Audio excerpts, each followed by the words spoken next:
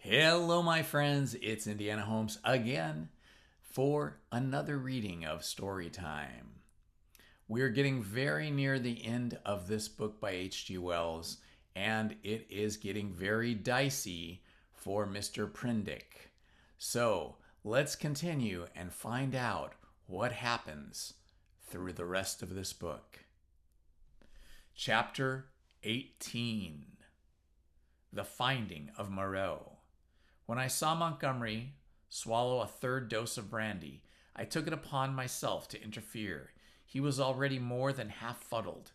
I told him that some serious thing must have happened to Moreau by this time, or he would have returned before this, and that behoved us to ascertain what that catastrophe was. Montgomery raised some feeble objects and at last agreed. We had some food, and then the three of us started out. It is impossible to release the tension of my mind at that time, but even now, that start into hot stillness of the tropical afternoon is still singularly a vivid impression upon me. Mei-ling went first, his shoulder hunched, his strange black head moving with quick starts as he peered first on this side of the way and then that. He was unarmed. His axe he had dropped when he encountered the swine man. Teeth were his weapon. When it came to fighting, Montgomery followed with stumbling footsteps, his hands in his pockets, his face downcast. He was in a state of muddled sullenness with me on account of the brandy. My left arm was in a sling. It was lucky it was my left arm, and I carried my revolver in my right. Soon we traced the narrow path through the wild luxuriance of the island, going northward, and presently Mei-ling stopped and became rigid with watchfulness. Montgomery almost staggered into him and then stopped too. Then, listening intently, we heard coming through the trees the sound of voices and footsteps approaching us. "He is dead," said a deep, vibrating voice. "He is not dead. He is not dead," jabbered another. We saw," said several voices. "Hello?" suddenly shouted Montgomery. "Hello there?" "Confound you," said I, and gripped my pistol. There was a silence, then a crashing among the interlacing vegetation. First here, then there, then half a dozen faces appeared, strange faces, lit by a strange light. Mei-ling made a growling noise in his throat.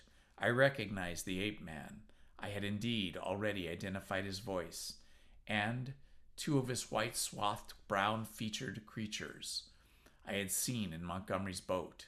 With these were the two dappled brutes and that gray, horribly crooked creature who said the law, with the gray hair streaming down its cheeks, heavily gray eyebrows and gray locks pouring off from a central parting upon its sloping forehead, a heavy, faceless thing, with strange red eyes, looking at us curiously from amidst the green. For a space of no one spoke. Then Montgomery hiccuped and coughed. "Who said he was dead?" "The man, the monkey man." He looked guiltily at the hairy gray thing.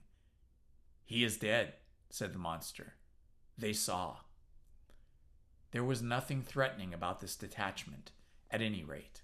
They seemed awestruck and puzzled. "Where is he?"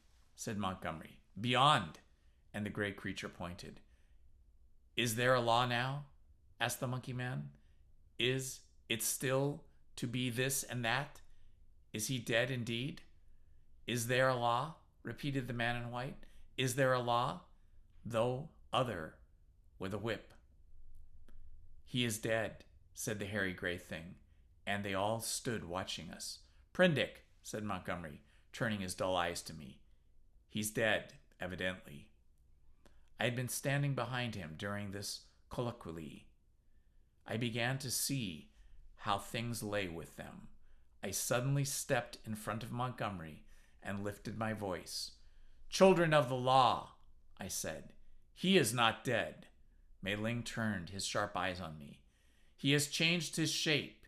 He has changed his body," I went on. "For a time, you will not see him. He is there," I pointed upward, "where he can see and watch you. You cannot see him, but he can see you. Fear the law." I looked at them squarely. They flinched. "He is great. He is good," said the ape-man, peering fearfully upward among the dense trees. "And the other thing?" I demanded. "The thing that bled and ran screaming and sobbing, that is dead too," said the gray thing, still regarding me. "That's well," grunted Montgomery. "The other, with the whip," began the gray thing.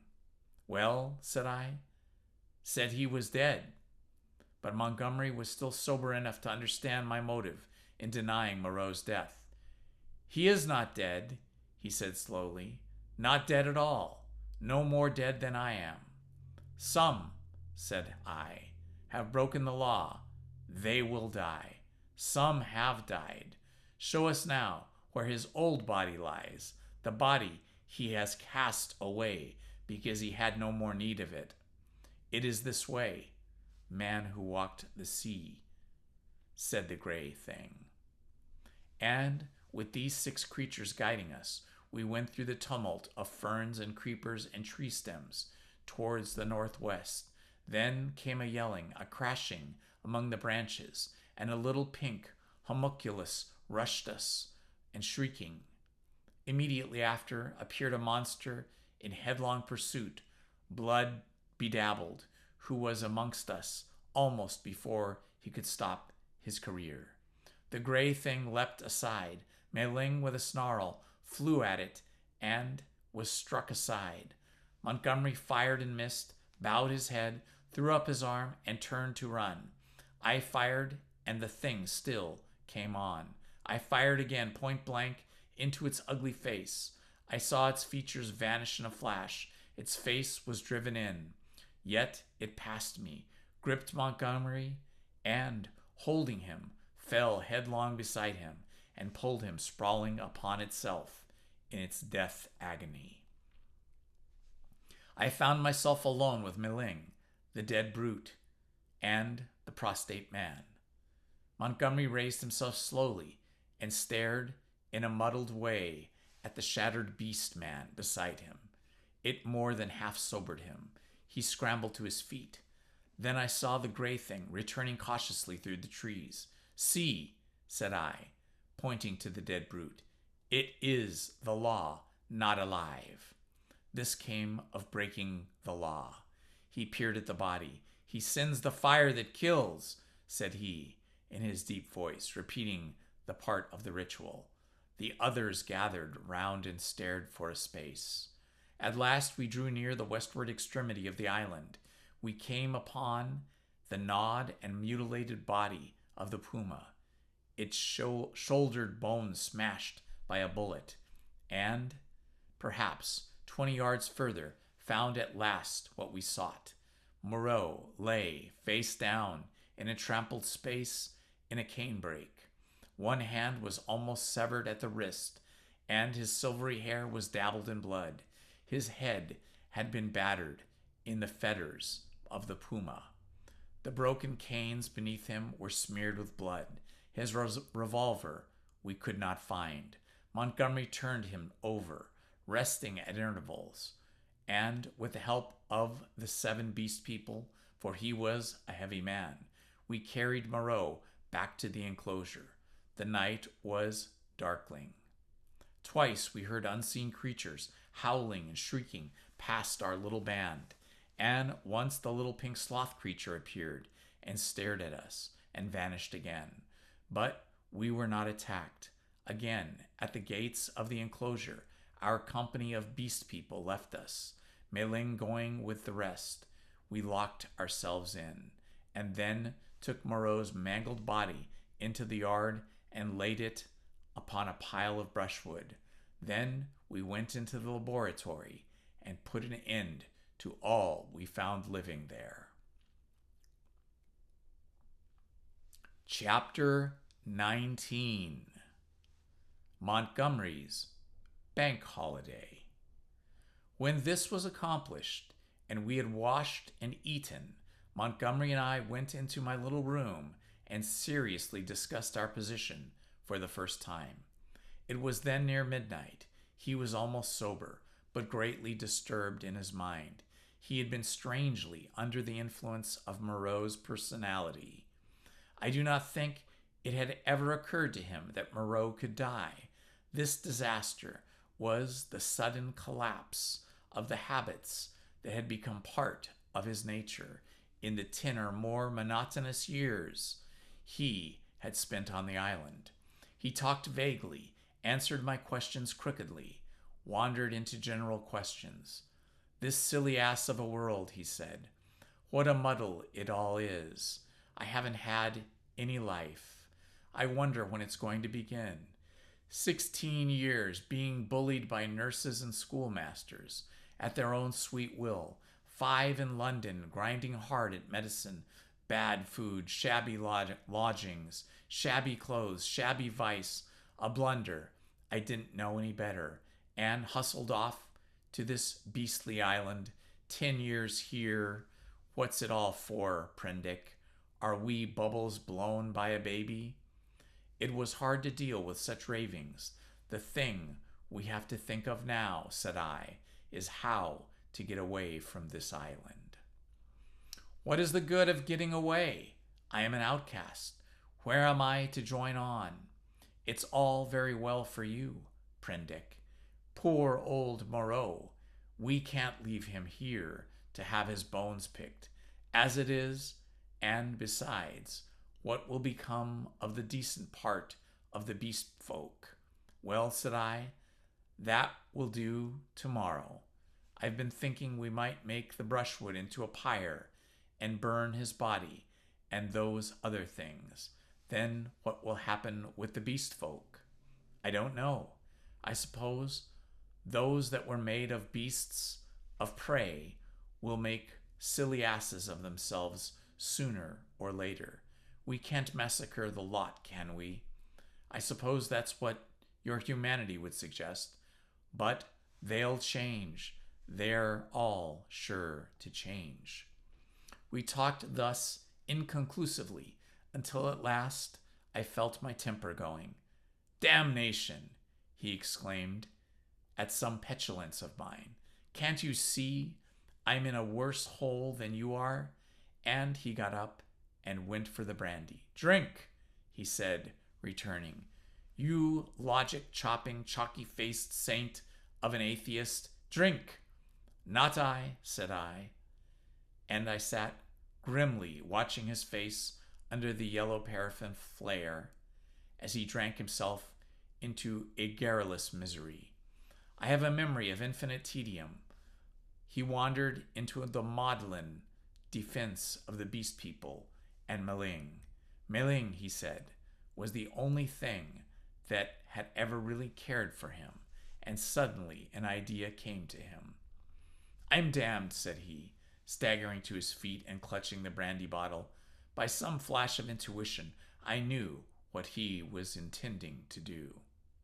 "You don't give drink to that beast," I said, rising and facing him. "Beast," said he. "You're the beast. He takes his liquor like a Christian. Come out of the way, Pendrick. For God's sake," said I. "Get out of the way," he roared, and suddenly whipped out his revolver. "Very well," said I, and stood aside, half-minded to fall upon him as he put his hand upon the latch. But, deterred by the thought of my useless arm, "You've made a beast of yourself. To the beasts you may go." He flung the doorway open and stood half facing me between the yellow lamplight and the pallid glare of the moon. His eye sockets were blotches of black under his stubby eyebrows. "You're a solemn prig, Prendick, a silly ass. You're always fearing and fancying. We're on the edge of the things. I'm bound to cut my throat tomorrow. I'm going to have a damned bank holiday tonight." He turned and went out into the moonlight, Mei-ling, he cried. Mei-ling! Old friend! 3 dim creatures in the silvery light came along the edge of the wan beach.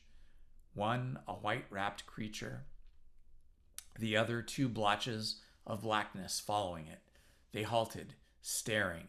Then I saw Mei-ling's hunched shoulders as he came around the corner of the house. Drink! Cried Montgomery. Drink, you brutes! Drink and be men! Damn! I am the cleverest. Moreau forgot this. This is the last touch. Drink, I tell you. And waving the bottle in his hand, he stared off at a kind of quick trot to the westward. Mei-ling's ranging himself between him and the 3 dim creatures who followed. I went to the doorway. They were already indistinct in the mists of the moonlight before Montgomery halted. I saw him administer a dose of raw brandy to Mei-ling and saw the 5 figures melt into one grave patch. Sing! I heard Montgomery shout. Sing all together. Confound old Pendrick. That's right. Now again, confound old Pendrick. The black group broke up into 5 separate figures and wound slowly from me along the band of shining beach. Each went howling at his own sweet will, yelping insults at me, or giving whatever vent this new inspiration of brandy demanded. Presently I heard Montgomery's voice shouting, Right turn! And they passed with their shouts and howls into the blackness of the landward trees. Slowly, very slowly, they receded into silence. The peaceful splendor of the night healed again. The moon was now past the meridian and traveling down the west. It was at last full and very bright, riding through the blue, empty sky. The shadow of the wall lay a yard wide of the inky blackness of my feet. The eastward sea was a featureless gray, dark and mysterious, and between the sea and the shadows of the gray sands, of volcanic glass and crystals flashed and shone like a beach of diamonds. Behind me, the paraffin lamp flared hot and ruddy. Then I shut the door, locked it, and went into the enclosure where Moreau lay beside his latest victims, the staghounds and the llama and some other wretched brutes. With his massive face calm, even after his terrible death, and with his hard eyes open, staring at the dead white moon above, I sat down upon the edge of the sink, and, with my eyes upon the ghastly pile of silvery light and ominous shadow, began to turn over my palms. In the morning, I would gather some provisions in the dinghy, and after setting fire to the pyre before me, pushed out into the desolation of the high sea once more. I felt that for Montgomery there was no help, that he was, in truth, half akin to these beast folk, unfitted for human kindred. I do not know how long I sat there scheming. It must have been an hour or so. Then my planning was interrupted by the return of Montgomery to my neighborhood. I heard a yelling from many throats, a tumult of exultant cries passing down towards the beach, whooping and hollowing, and excited shrieks that seemed to come to a stop near the water's edge. The riot rose and fell. I heard heavy blows and splintering smash of wood, but it did not trouble me then. A discordant chanting began. My thoughts went back to my means of escape. I got up, brought the lamp, and went into a shed to look at some kegs I had seen there. Then I became interested in the contents of some biscuit tins and opened one. I saw something out of a tail of my eye, a red figure, and sharply turned. Behind me lay the yard, vividly black and white in the moonlight, and a pile of wood and faggots on which Moreau and his mutilated victims lay, one over another. They seemed to be gripping one another in one last revengeful grapple. His wounds gaped black as night, and the blood that had dripped lay in black patches upon the sand. Then I saw without understanding the cause of my phantom, a ruddy glow that came and danced and went upon the wall opposite. I misinterpreted this, fancied it was a reflection of my own flickering lamp, and turned again to the stores in the shed. I went on rummaging among them, as well as one-armed man could, finding this convenient thing, that and this and that, and putting them aside for tomorrow's launch. My movements were slow, and the time passed quickly. Insensibly the day crept upon me. The chanting died down, giving place to a clamor, then began again, and suddenly broke into a tumult. I heard cries of "More! More!" and a sound like quarreling, and a sudden wild shriek. The quality of the sounds changed so greatly that it arrested my attention. I went out into the yard and listened. Then, cutting like a knife across the confusion, came the crack of a revolver. I rushed at once through my door to a little doorway. As I did so, I heard some of the packing cases behind me go sliding down and smash together with a clatter of glass on the floor of the shed. But I did not heed these. I flung the door open and looked out. Up the beach by the boathouse, a bonfire was burning, raining up sparks into the indistinctness of the dawn. Around this struggled a mass of black figures. I heard Montgomery call my name. I began to run at once towards the fire, a revolver in hand. I saw the pink tongue of Montgomery's pistol lick out once. Close to the ground, he was down.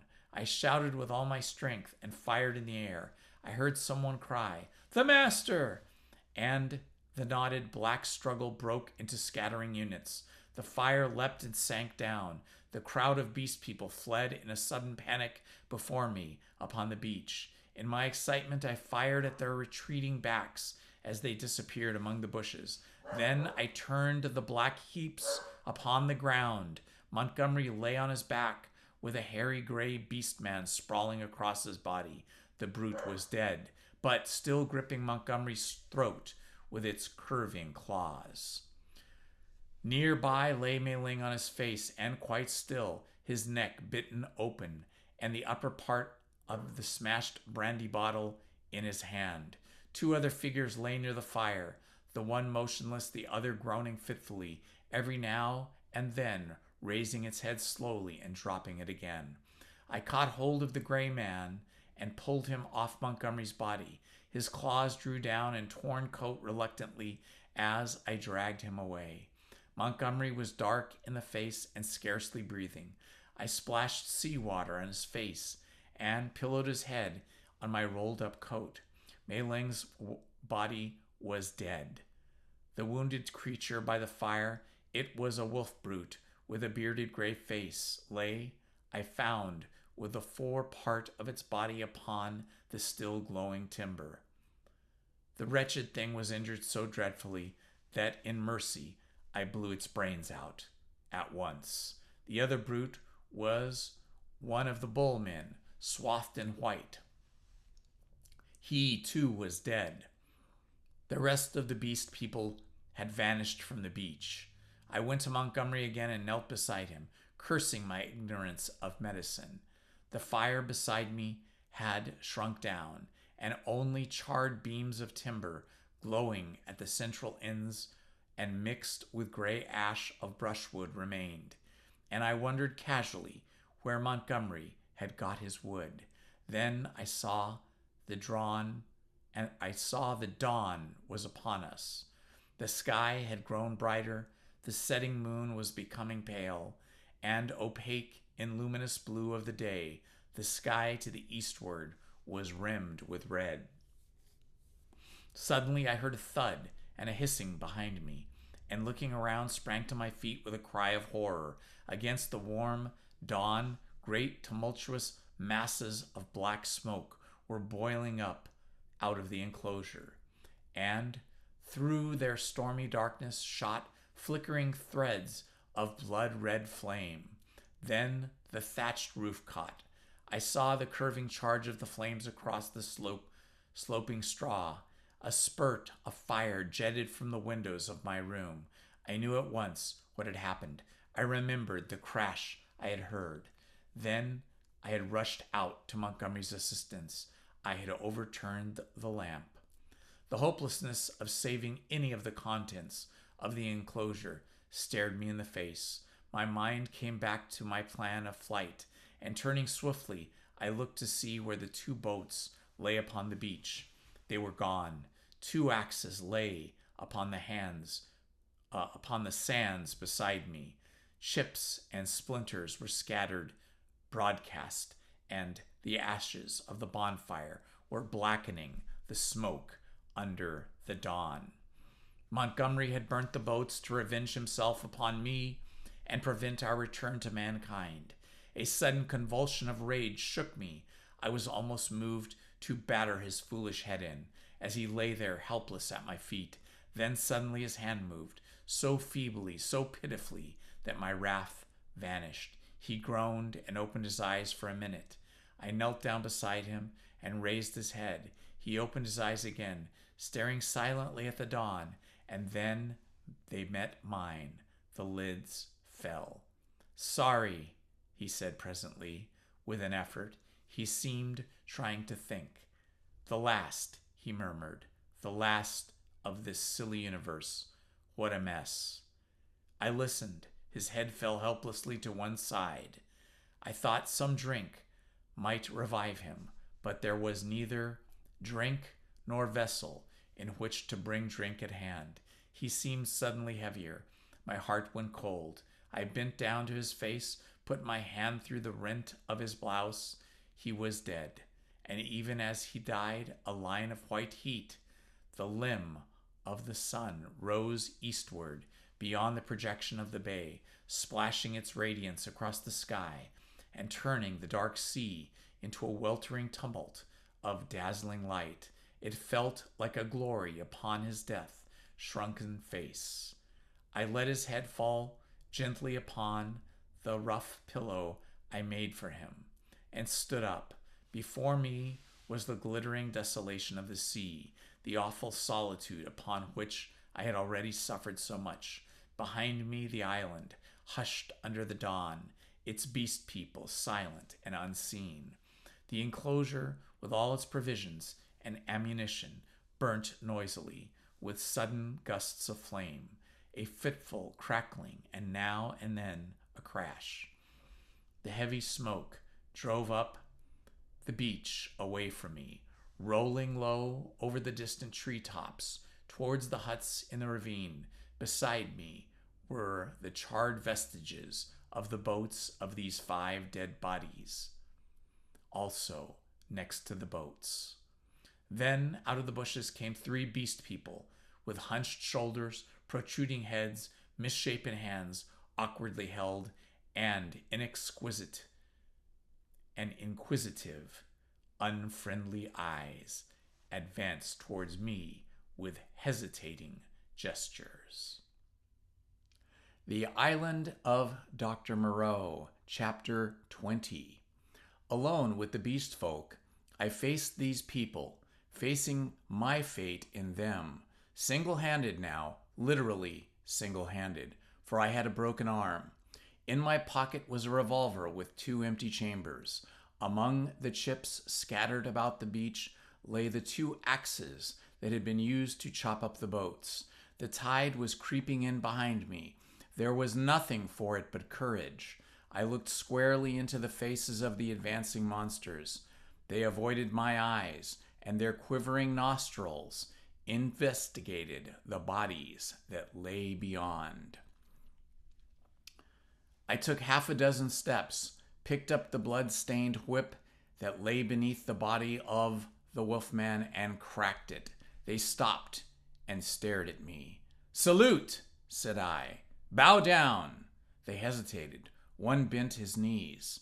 I repeated my command with my heart in my mouth and advanced upon them. One knelt, then the other 2. I turned and walked towards the dead bodies, keeping my face towards the 3 kneeling beastmen, very much as an actor passing up the stage faces the audience. "They broke the law," said I, putting my foot on the sawyer of the law. "They have been slain, even the sayer of the law, even the other with the whip. Great is the law, come see." "None escape," said one of them, advancing and peering. "None escape," said I. "Therefore, hear and do as I command." They stood up, looking questioningly at one another. "Stand there," said I. I picked up the hatchets and swung them by their heads from the sling of my arm, turned Montgomery over, picked up his revolver, still loaded in 2 chambers, and bending down to the rummage, found 6 cartridges in his pocket. "Take him," said I, standing up again and pointing with the whip. "Take him and carry him out and cast him into the sea." They came forward, evidently still afraid of Montgomery, but still more afraid of my cracking red whiplash. And after some fumbling and hesitation, some whip cracking and shouting, they lifted him gingerly, carried him down to the beach, and went splashing into the dazzling welter of the sea. "Oh," said I, "on, carry him far." They went in up to their armpits and stood regarding me. "Let go," said I, and the body of Montgomery vanished with a splash. Something seemed to tighten across my chest. "Good," said I, with a break in my voice, and they came back, hurrying and fearful, to the margin of the seawater, leaving long wakes of black in the silver. At the water's edge they stopped, turning and glaring into the sea as though they presently expected Montgomery to rise, therefore, and exact revenge. "Now these," said I, pointing to the other bodies. They came and took care not to approach the place where they had thrown Montgomery into the water, but instead carried the 4 dead beast people slantingly along the beach for perhaps 100 yards before they waded out and cast them away. As I watched them disposing of the mangled remains of Miling, I heard a light footfall behind me, and turning quickly I saw the big hyena swine perhaps 12 yards away.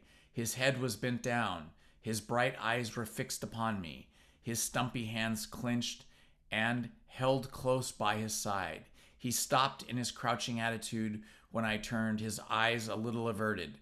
For a moment we stood eye to eye. I dropped the whip and snatched at the pistol in my pocket, for I meant to kill this brute, the most formidable of any left now upon the island. At the first excuse, I would make my move. It may seem treacherous, but so I was resolved.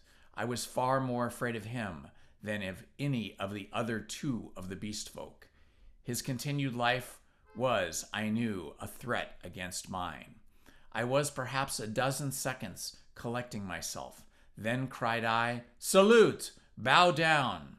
His teeth flashed upon me in a snarl. "Who are you that I should?" Perhaps a little too spasmodically, I drew my revolver, aimed quickly, and fired. I heard him yelp, saw him run sideways and turn, knew I had missed, and clicked back and cocked with my thumb for the next shot.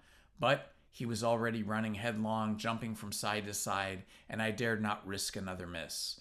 Every now and then he looked back at me over his shoulder. He went slanting along the beach and vanished beneath the driving masses of dense smoke that were still pouring out from the burning enclosure.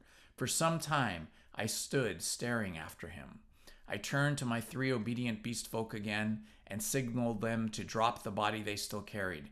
Then I went back to the place by the fire where the bodies had fallen and kicked the sand until all the brown blood stains were absorbed and hidden.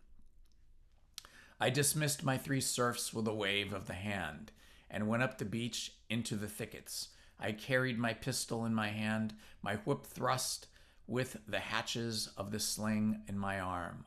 I was anxious to be alone, to think out position in which I was now placed. A dreadful thing that I was only beginning to realize was that over all this island there was now no safe place where I could be alone and secure to rest or sleep. I had recovered strength amazingly since my landing, but I was still inclined to be nervous and to break down under any great stress.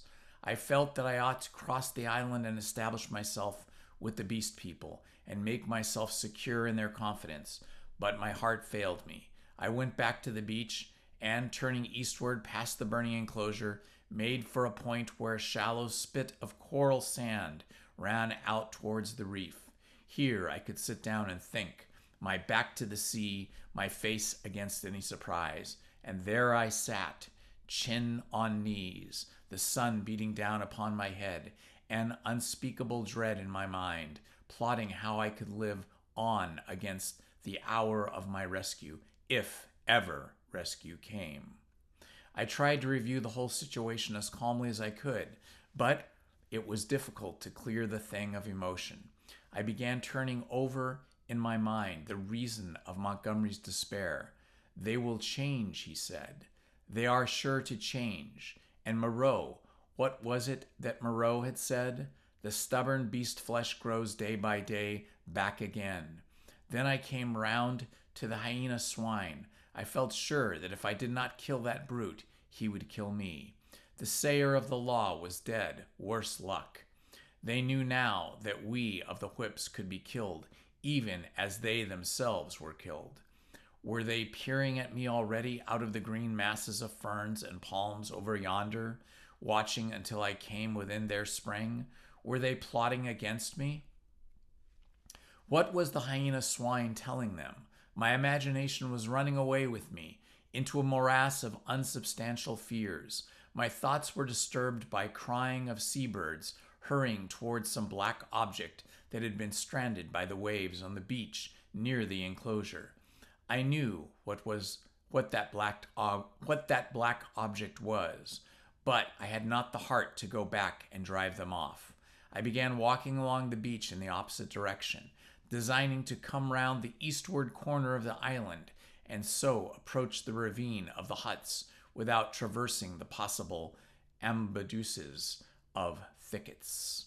Perhaps half a mile along the beach, I became aware of one of my three beast folk advancing out of the landward bushes towards me. I was now so nervous with my own imaginings that I immediately drew my revolver. Even the proprietary gestures of the creature failed to disarm me. He hesitated as I approached. "Go away!" cried I. There was something very suggestive of a dog in the cringing attitude of the creature.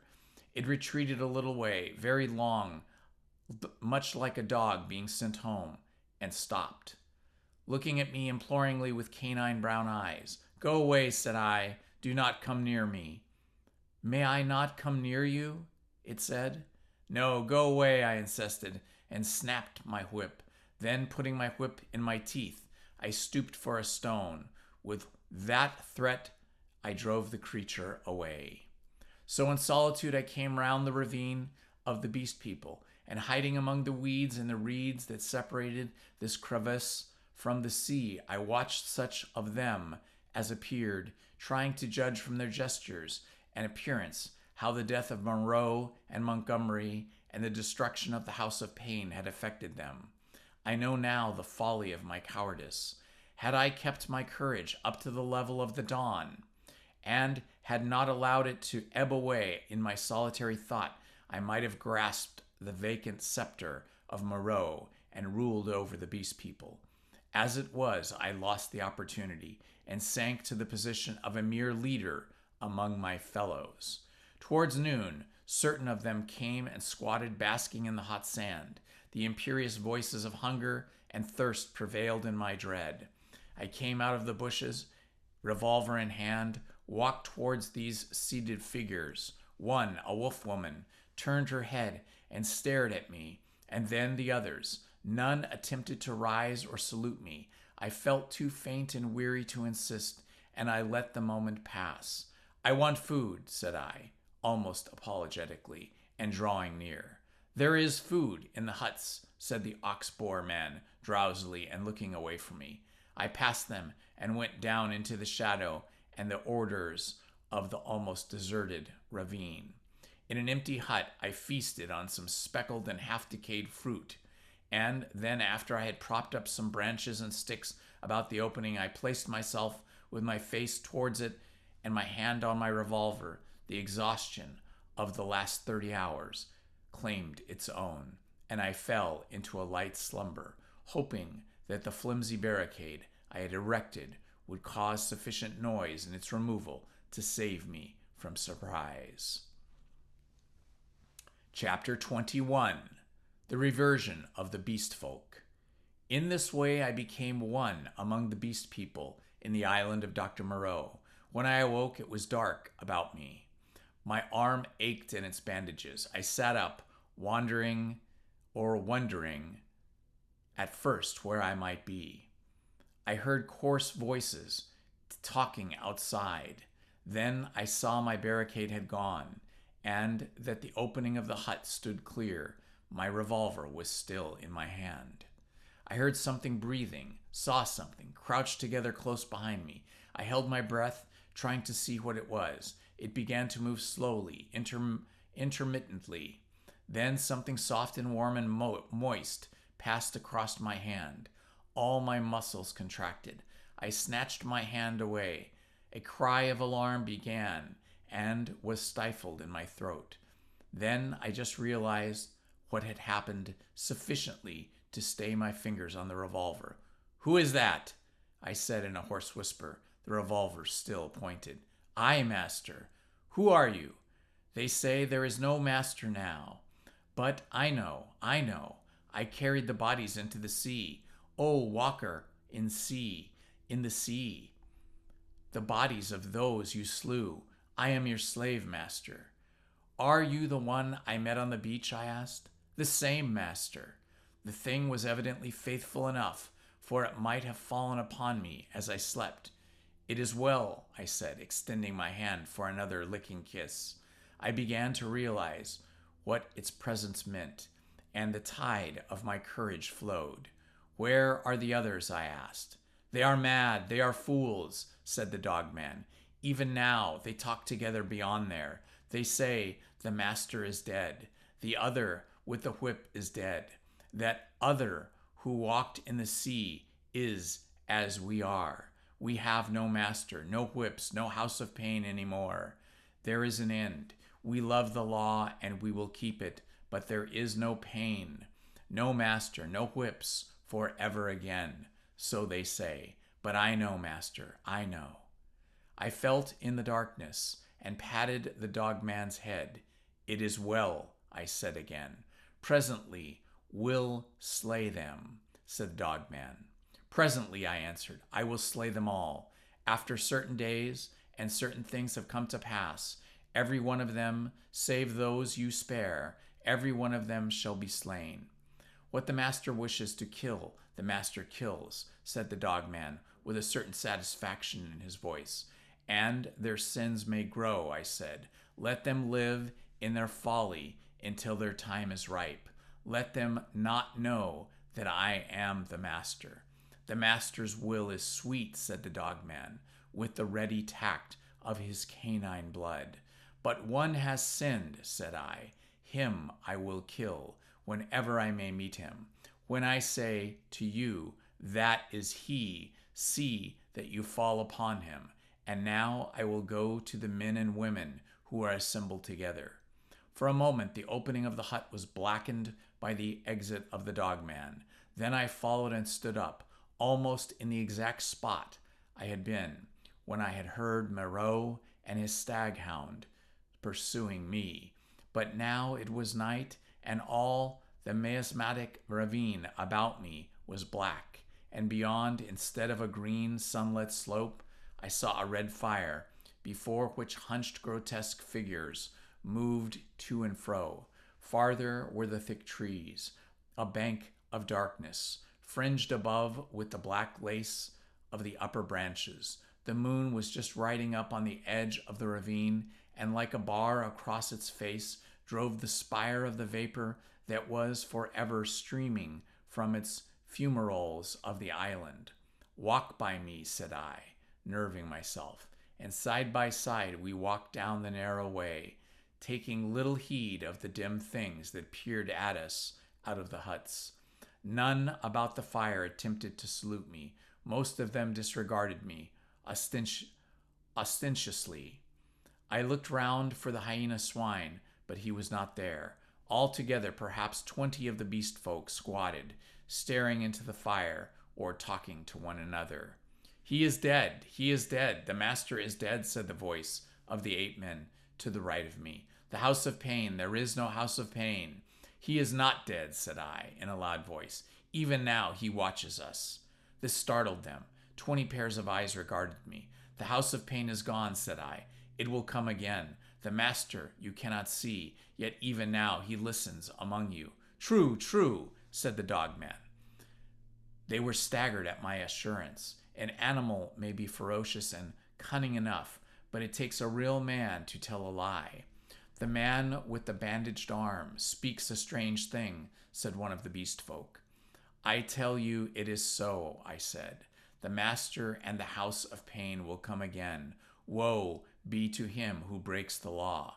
They looked curiously to one another. With an affection of indifference, I began to chop idly at the ground in front of me with my hatchet. They looked. I noticed at the deep cuts I made in the turf. Then the satyr raised the doubt. I answered him. Then one of the dappled things objected, and an animated discussion sprang up around the fire. Every moment I began to feel more convinced of my present security. I talked now without the catching of my breath due to the intensity of my excitement. That had troubled me at first. In the course of about an hour, I had really convinced several of the beast folk of the truth of my assertions, and talked mostly of the others into a dubious state. I kept a sharp eye for my enemy, the hyena swine, but he never appeared. Every now and then a suspicious movement would startle me, but my confidence grew rapidly. Then, as the moon crept down from the zenith, one by one the listeners began to yawn, showing the oddest teeth in the light of the sinking fire. And first one and then another retired towards the dens in the ravine. And then I, dreading the silence and the darkness, went with them, knowing I was safe with several of them than with one alone. In this manner began the longer part of my sojourn upon this island of Dr. Moreau. But from that night until the end, there was but one thing happened to tell, save a series of innumerable small, unpleasant details, and the fretting of the incessant uneasiness. So that I prefer to make no chronicle for that gap of time, to tell only one cardinal incident of the 10 months I spent as an intimate of these half-humanized brutes. There is much that sticks in my memory that I could write, things that I would cheerfully give my right hand to forget, but they do not help the telling of the story. In the retrospective, it is strange to remember how soon I fell in with these monsters' ways and gained my confidence again. I had my quarrels with them, of course, and could show some of their teeth marks still, but they soon gained a wholesome respect for my trick of throwing stones, for the bite of my hatchet, and my St. Bernard man's loyalty was infinite service to me. I found their simple scale of honor was based mainly on the capacity of inflicting trenchant wounds. Indeed, I may say, without vanity, I hoped that I held something like preeminence among them. One or two, whom in rare access of high spirits I had scarred rather badly, bore me a grudge, but it vented itself chiefly behind my back and at a safe distance from my missiles in grimaces. The hyena swine avoided me, and I was always on the alert for him. My inseparable dogman hated and dreaded him intensely. I believe that was the root of the brute's attachment to me. It was soon evident to me that the former monster had tasted blood and had gone the way of the leopard man. He formed a lair somewhere in the forest and became solitary. Once I tried to induce the beast folk to hunt him, but I lacked the authority to make them cooperate for one end. Again and again I tried to approach his den and come upon him unaware, but always he was too acute for me, and saw or winded me and got away. He too made every forest pathway dangerous to me, and my ally with his lurking ambidusus. The dogman scarcely dared to leave my side. In the first month or so, the beast folk, compared with the latter condition, were human enough, and for one or two besides my canine friend, I even conceived a friendly tolerance. The little pink sloth creature displayed an odd affection for me, and took to following me about. The monkey man bored me. However, he assumed, on the strength of his 5 digits, that he was my equal, and was forever jabbering the most errant nonsense. One thing about him entertained me a little. He had a fantastic trick of coining new words. He had an idea, I believe, that to gabble about names that meant nothing was proper use of speech. He called it big thinks to distinguish it from little thinks and the sane, everyday interests of life. If ever I made a remark he did not understand, he would praise it very much, ask me to say it again, learn it by heart, and go off repeating it, with a wrong word here and there, to all the milder of the beast folk. He thought nothing of what was plain and comprehensible. I invented some very curious big thinks for his special use. I think now that he was the silliest creature I ever met. He had developed in the most wonderful way the distinctive silliness of man without losing one jot of the natural folly of a monkey. This, I say, was the earlier weeks of my solitude among the brutes. During that time they respected the usage established by the law, and behaved with general decorum. Once I found another rabbit torn to pieces by the hyena swine, I am assured, but that was all. It was about May when I first distinctly perceived a growing difference in their speech and carriage, a growing coarseness of articulation, a growing disinclination to talk. My monkey man's jabber multiplied in volumes but grew less and less comprehensible, more and more simian. Some of the others seemed altogether slipping their hold upon speech, though they still understood what I said to them at the time. Can you imagine language once clear-cut and exact, softening and guttering, losing shape and import, becoming mere lumps of sound again? And they walked erect with an increasing difficulty, though they evidently felt ashamed of themselves. Every now and then I would come upon one or another running on toes and fingertips, and quite unable to recover the vertical attitude. They held things more clumsily, drinking by suction, feeding by gnawing, grew commoner every day. I realized more keenly than ever what Moreau had told me about the stubborn beast flesh. They were reverting, and reverting very rapidly. Some of them, the pioneers in this, I noticed with some surprise, were all females, began to disregard the injunction of decency, deliberately for the most part. Others even attempted public outrages upon the institution of monogamy. The tradition of the law was clearly losing its force. I cannot pursue this disagreeable subject. My dogman imperceptibly slipped back to the dog again. Day by day he became dumb, quadrupedal, hairy.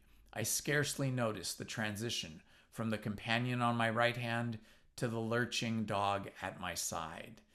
As the careless and disorganization increased from day to day, the lane of dwelling places, at no time very sweet, became so loathsome that I felt it, and going across the island made myself a hovel of burrows amid the black ruins of Moreau's enclosure. Some memory of pain, I found, still made the place the safest from the beast folk. It would be impossible to detail every step of the lapsing of these monsters, to tell how, day by day, the human semblance left them, how they gave up bandagings and bandages and wrappings, abandoned at last every stitch of clothing, how the hair began to spread over the exposed limbs, how their foreheads fell away and their faces projected, how the quasi-human intimacy I had permitted myself with some of them in the first months of my loneliness became a shuddering horror to recall. The change was slow and inevitable. For them and for me, it came without any definite shock. I still went among them in safety, because no jolt in the downward glide had released the increasing charge of explosive animalism that ousted the human day by day. But I began to fear that soon now that shock might come. My St. Bernard brute followed me to the enclosure every night, and his vigilance enabled me to sleep at times in something like peace. The little pink sloth thing became shy and left me to crawl back to its natural life once more among the tree branches. We were in just the state of equilibrium that would remain in one of those happy family cages which animal tamers exhibit if the tamer were to leave forever. Of course, these creatures did not decline into such beasts as the reader has seen in zoological gardens, into ordinary bears, wolves, tigers, oxen, swine, and apes. There was still something strange about each. In each, Moreau had blended his animal with that. One perhaps was ursine chiefly, another feline chiefly, another bovine chiefly, but each was tainted with other creatures, a kind of generalized animalism appearing through the specific dispositions, and the dwindling shreds of the humanity still startled in me every now and then, a momentary recrudescence of speech perhaps, and unexpected dexterity of the forefeet, a pitiful attempt to walk erect. I too must have undergone strange changes. My clothes hung about me as yellow rags, though whose rents showed the tanned skin. My hair grew long and I became matted together. I am told that even now my eyes have a strange brightness, a swift alertness of movement. At first I spent the daylight hours on the southward beach watching for a ship, hoping and praying for a ship. I counted on the Incapachuana returning as the year wore on, but she never came. 5 times I saw sails and thrice smoke, but nothing ever touched the island. I always had a bonfire ready, but no doubt the volcanic reputation of the island was taken to account for that. It was only about September or October that I began to think of making a raft. By the time my arm had healed and both my hands were at my service again, at first I found myself helplessly appalling. I had never done any carpentry or such like work in my life, and I spent the day after day in experimental chopping and binding among the trees. I had no ropes, and I could hit on nothing wherewith to make ropes. None of the abundant creepers seemed limber and strong enough, and with all my litter of scientific education, I could not devise any way of making them so. I spent more than a fortnight grubbing among the black ruins of the enclosure and on the beach where the boats had been burnt, looking for nails and other stray pieces of metal that might prove of service. Now and then some beast creature would watch me and go leaping off when I called it. There came a season of thunderstorms and heavy rain, which greatly retarded my work, but at last the raft was completed. I was delighted with it, but with a certain lack of practical sense, which was always my bane. I had made it a mile or more from the sea, and before I had dragged it down to the beach, the thing had fallen into pieces. Perhaps it was well that I was saved from launching it, but at that time my misery at my failure was also so acute that for some days I simply moped on the beach and stared at the water and thought of death. I did not, however, mean to die, and in an incident occurred that warned me unmistakably of the folly of letting the days pass so, for each fresh day was fraught with increasing danger from the beast people. I was lying in the shade of the enclosure wall, staring at the sea, when I was startled by something cold touching the skin of my heel, and started looking around and found a little pink sloth creature blinking into my face. He had long since lost his speech and active movement, and the lank hair of the little brute grew thicker every day, and his stumpy claws more askew. He made a moaning sound when he saw he had attracted my attention, went a little way towards the bushes, and looked back at me. At first I did not understand, but presently it occurred to me that he wished me to follow him, and this I did at last. Slowly, for the first day was hot. When we reached the trees, he clambered into them, for he could travel better among the swinging creepers than on the ground, and suddenly, in a trampled space, I came upon a ghastly group. My St. Bernard creature lay on the ground, dead, and near his body crouched the hyena swine, gripping the quivering flesh with his misshapen claws, gnawing at it, and snarling with delight. As I approached, the monster lifted its glaring eyes to mine. Its lips went trembling back from its red-stained teeth, and it growled menacingly. It was not afraid and not ashamed. The last vestige of human taint had vanished. I advanced a step further, stopped, pulled my revolver. At last, I had him face to face. The brute made no sign of retreat, but its ears went back, its hair bristled, and its body crouched together. I aimed between the eyes and fired. As I did so, the thing rose straight up at me in a leap, and I was knocked over like a ninepin.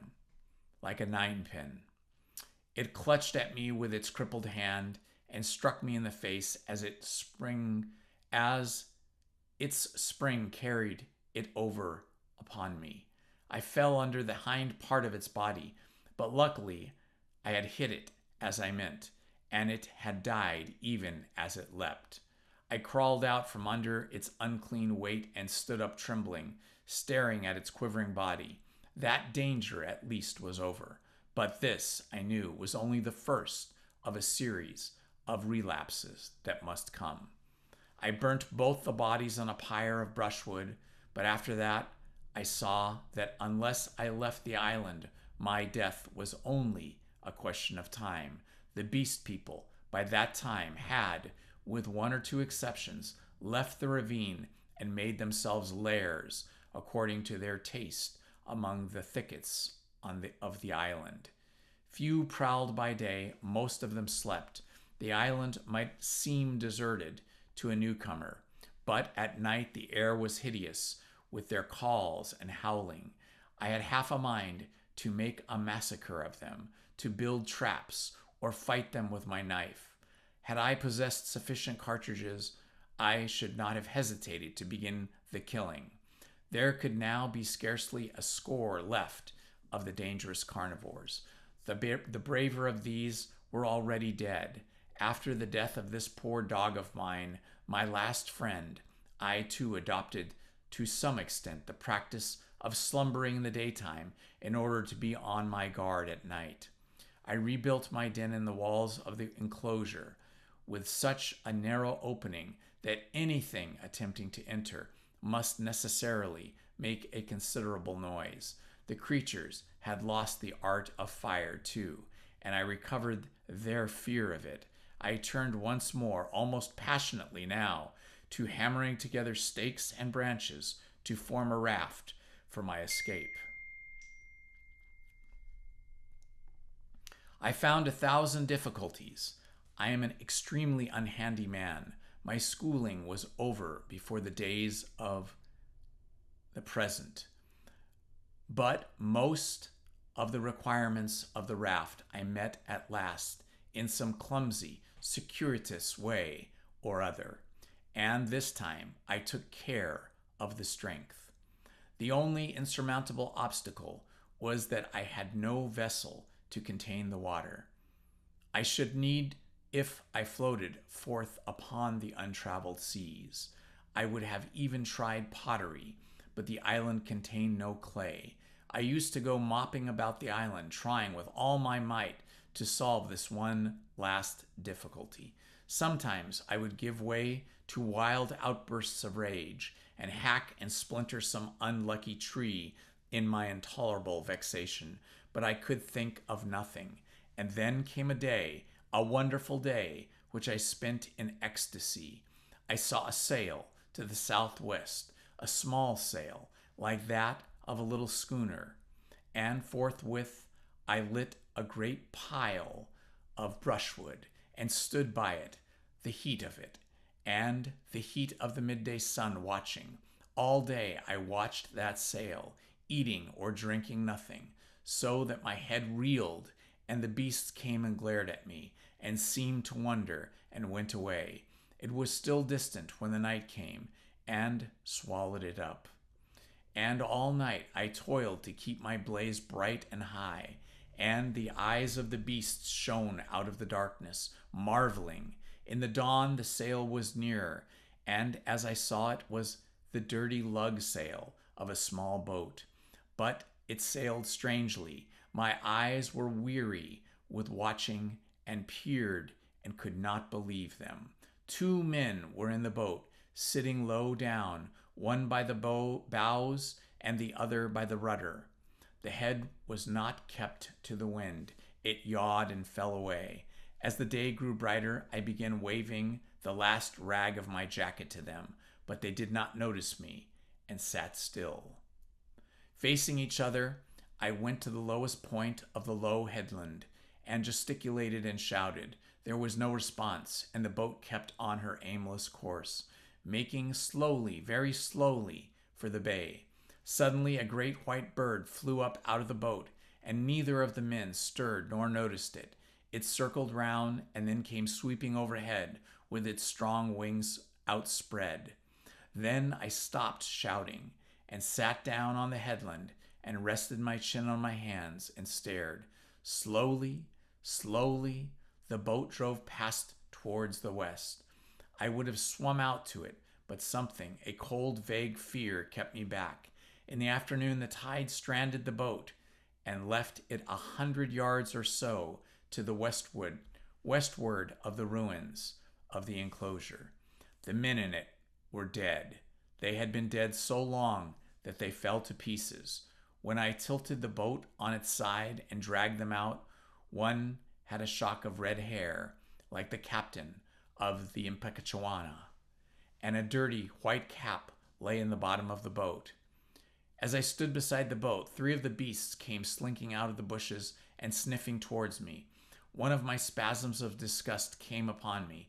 I thrust the little boat down the beach and clambered on board her. 2 of the brutes were wolf beasts and came forward with quivering nostrils and glittering eyes. The third was the horrible nondescript of a bear and bull. When I saw them approaching, those wretched remains, heard them snarling at one another, and caught the gleam of their teeth, a frantic horror succeeded my repulsion. I turned my back upon them, struck the lug, and began paddling out to sea.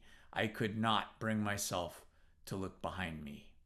I lay, however, between the reefs and the island that night, and the next morning went round the stream and filled the empty keg aboard with water. Then, with such patience as I could command, I collected a quantity of fruit and waylaid and killed 2 rabbits with my last 3 cartridges. While I was doing this, I left the boat moored to the inward projection of the reef for fear of the beast people. Wow, that is really an incredible account of what happened after Moreau and the others had been killed. Just amazing. Montgomery killed, Moreau killed, and then many of the beast people. It's amazing that he got this far. And now we are closing in on how he gets off the island and comes to tell us this story. Thank you for being with me tonight, folks. Thank you for joining us and continuing to enjoy these stories. I will see you again or read to you again tomorrow night. Thank you all. This has been Indiana Holmes. Good night. Please hit the like button, subscribe, and hit the notifications button. Thank you very much.